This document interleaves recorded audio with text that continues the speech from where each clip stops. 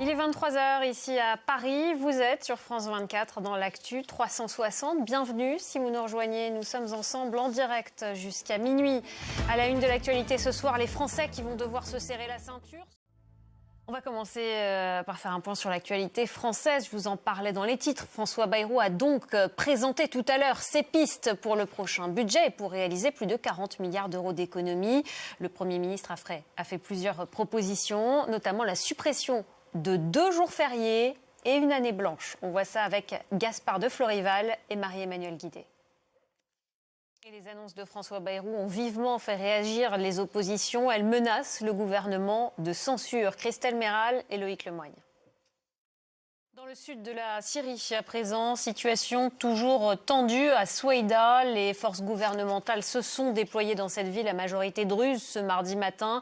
Elles affirment vouloir rétablir le calme après 2 jours d'affrontements entre druzes et bédouins sunnites. Une ONG accuse les forces syriennes d'avoir tué au moins 21 civils druzes ce mardi. On voit ça avec Alexandra Quarini. Et selon l'Observatoire syrien des droits de l'homme, le bilan des violences dans le sud de la Syrie depuis dimanche s'élève désormais à 203 morts, dont 92 druzes. La guerre en Ukraine à présent. L'Ukraine ne doit pas cibler Moscou, c'est ce qu'affirme Donald Trump, le président américain qui a effectué un important virage hier en annonçant de nouvelles livraisons d'armes à Kiev et donné 50 jours à la Russie pour mettre fin au conflit. Des propos qui, selon le Kremlin, vont pousser Kiev à prolonger la guerre. Jean Barrère. Allez, on va parler sport maintenant.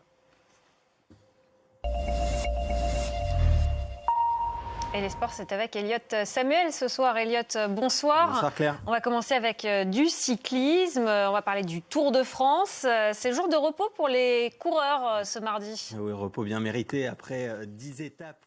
Et on va suivre tout ça, évidemment. Merci beaucoup, Elliot Samuel. C'était les sports. On va passer tout de suite à Info Intox.